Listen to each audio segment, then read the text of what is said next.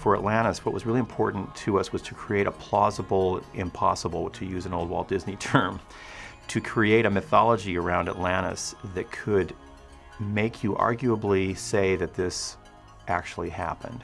We knew to create a plausible Atlantis that we had to go out and hit the books. We had to really go out and study everything and absorb everything we possibly could on the lost continent of Atlantis. What we learned when we started doing research, and we actually used the internet to its best advantage on this particular movie. This is one movie where we did virtually all our research at the beginning of the story from internet websites all about Atlantis and lost continents, and we found theories ranging from the very scientifically sound to like the looniest, whacked out things you could possibly imagine. The people really believe. And somewhere, you know, that sort of gave us the inspiration for our story. If you type in Atlantis as a keyword, you get a mountain of stuff back. Since we found out that a lot of people had some awareness of Atlantis, just as a concept, but nobody really knew the story. Plato is one of the primary sources you can go to right away and sort of start to read about Atlantis and formulate some opinions or some ideas about it. He was the first person who put it down in writing that there was a Atlantis somewhere, and he heard it from a story from his father, who heard it from a friend. So it goes way back. The actual legend of Atlantis, Plato describes an island beyond the Pillars of Hercules that had... Which nobody really knows what that Yeah, some people believe that's the Atlantic, other people believe it was just right in the Mediterranean. It all got a little lost in the translation. But it was an island continent that was basically owned by Poseidon, wasn't it? Yeah. And his sons, the Titans, who were like the governors or the kings of Atlantis, and they governed it poorly and and sank it.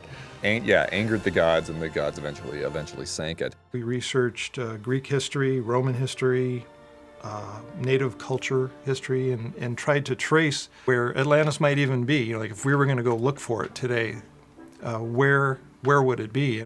There's a very convincing documentary that we saw on, one of the history channels or whatever that lays out the idea that it was Santorini, a sunken island in Greece. The most stunning kind of comparison you can make to Santorini or Thera in Plato's accounts are that it did blow off the face of the earth one day. There was a huge volcanic eruption, and if you go there today, you can visit the island of Santorini and see the remnants of this amazing volcanic cone.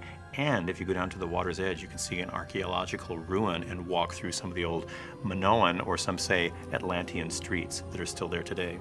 There are other things like the lost continent that would have existed in the Atlantic Ocean somewhere navigable between, Europe, Africa, and America, South America, which is this idea of Lemuria, that there was a whole continent that was there. Because otherwise, how is it that you have, for example, pyramids in Egypt and pyramids in South America? And how is it, I think there's another thing, like how is it that bananas would have been in both places if someone hadn't transported them? So that's given rise to this theory. So you tend to pick up all kinds of stuff like that. We looked into Edgar Cayce and all his ideas about Atlantis. It's called The Sleeping Prophet, and he had these visions. It's from like the 1920s, and he was the one who prophesized and saw these crystals, that powered Atlantis. He really felt and believed, almost prophesied about Atlantis being this living, breathing, spiritual force that exists today. He went into a great deal of depth about how the Atlanteans could sort of focus their mental energy through a crystal and create a beam of destructive power, and we thought, well, that's really cool. That'd be neat to see that in animation. We found all kinds of crazy, like, hollow earth theories, just a lot of outlandish stuff about there being an entire universe underground, that exists kind of alongside of ours, and all the lost civilizations and kind of ancient masters and, mystery cults all kind of wound up down there and flourished. And we thought, we could push and pull and tweak that a little bit and let the inner Earth be the resting place of Atlantis, or at least a good chunk of Atlantis that was preserved after the disaster. There are so many stories and groups of people who believe that Atlantis was real. So we took as many pieces as we could find from reality and combine them into what we ended up with as our Atlantis and where we found it. Part of our ambition was to create a mythology that made what was on the screen really plausible and allow you to dig into it. So a little bit of that was getting somebody like Mark Okrand to come in and create a language that you could actually sit down and converse in an Atlantean dialect. And then we thought, well, we also need a written dialect. And for that, we went to one of our artists, his name John Emerson, who sat down one day and did a series of drawings and eventually came up with our alphabet of letters that became the Atlantean alphabet. It can't be. It's the Shepherd's Journal. Mr. Whitmore, this journal is the key to finding the lost continent of Atlantis.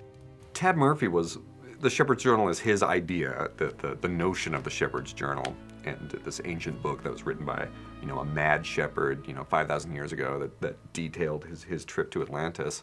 I mean, for me, as the writer of the story, I needed a map. I needed Milo to have a map to get to Atlantis. One of the fun parts about making the movie is we assembled not only this mythology, but actually some of the props as though the tour to Atlantis was actually a real thing. And I always loved it when people would come into our pod where we were making the movie and we had the Shepherd's Journal there and they would say, "The Shepherd's Journal? You have the Shepherd's Journal?" Like we had the real thing, and well, of course, I guess we did. But the actual physical realization of the book was a lot of different ideas were tried on. We had our development department working on, we talked about scrolls, we talked about tablets, we talked about scrolls that had been recut and rebound into a book form. Books with sort of unusual binding that could fold into different shapes. But ultimately, it had to be kind of carried around by Milo. It couldn't be something as unwieldy as like a bunch of scrolls that he'd have to haul from place to place. It had to be something he could hold in his hand, like a Bible. And our own kind of bogus mythology of the Shepherd's Journal was that this book had traveled through history. It had been fought over, in fact, and had gone from, from like barns in